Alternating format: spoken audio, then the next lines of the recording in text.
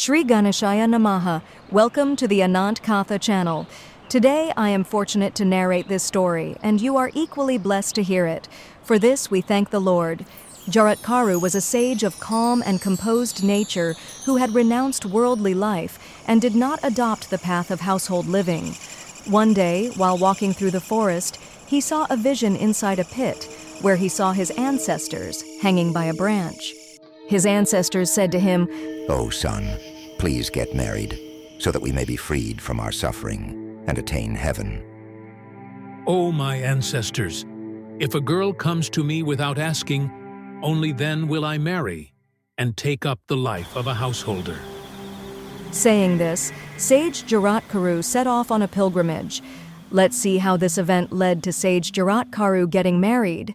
Sage Kashyap had two wives, Kadru and Vinta. One day, while watching the horses of the sun god's chariot, they began to talk. Kadru asked Vinta, "O friend, what color do these horses appear to you?" Vinta replied, "These horses are white."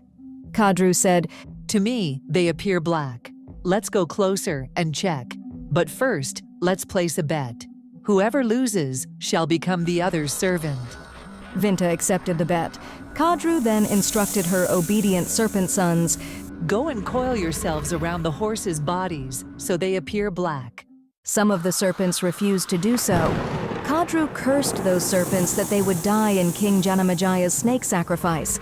The remaining serpents, wishing to please their mother, wrapped themselves around the horses and made them appear black. When Kadru and Vinta approached, the horses looked black. Vinta lost the bet and became Kadru's servant. She was deeply saddened. At that moment, the mighty Garuda arrived. Seeing his mother upset, he asked, "O mother, why are you sad, with sons like me and Aaron still alive? If you are sorrowful, then shame on our existence. If the mother is unhappy, what is the value of the son's life?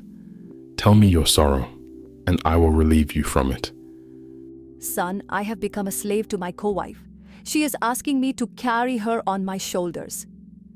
"Mother, do not worry. I promise you that I will carry her wherever she wishes to go." Garuda, to free his mother from servitude, carried Kadru along with her serpent sons on his back across the ocean.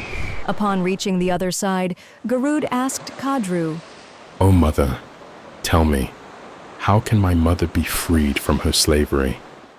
"Bring nectar from heaven and give it to my sons. Then your mother will be freed." Upon hearing this, Garuda flew to the heavens, fought with the gods, and snatched the pot of nectar. He brought it back and gave it to his stepmother Kadru, thus freeing his mother from servitude. Before the serpents could drink the nectar, they went to bathe.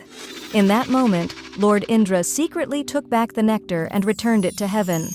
The serpents who were cursed by their mother Kadru went to Lord Brahma and told him of their misfortune. Brahma said, "There is a sage named Jaratkaru. Marry your sister to him. The son born of that union will be your protector. His name will be Aastik." Hearing this divine prophecy, Vasuki respectfully offered his sister to Sage Jaratkaru. True to his vow, the sage accepted the marriage and began living happily with his wife in a beautiful forest hermitage. One day, after eating his meal, Sage Jaratkaru told his wife, "O dear one, do not wake me under any circumstances. I am going to sleep." The sun had set, and it was time for evening prayers. Fearful of violating Dharma, his wife began to ponder.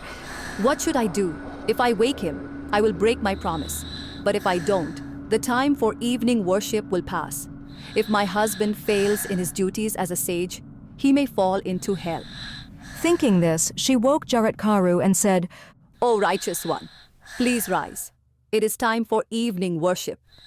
Sage Jaratkaru awoke in anger and said, "You have broken your promise. I shall now abandon this householder's life and leave. Return to your brother Vasuki's home." Frightened, she said, "O Lord, what of the purpose for which my brother married me to you?" The sage calmed down and replied, "That purpose has already been fulfilled." After that, she returned to her brother's home. Sometime later, she gave birth to a son named Aastik, who would go on to stop the great snake sacrifice and protect his maternal serpent family. Victory to the mother goddess.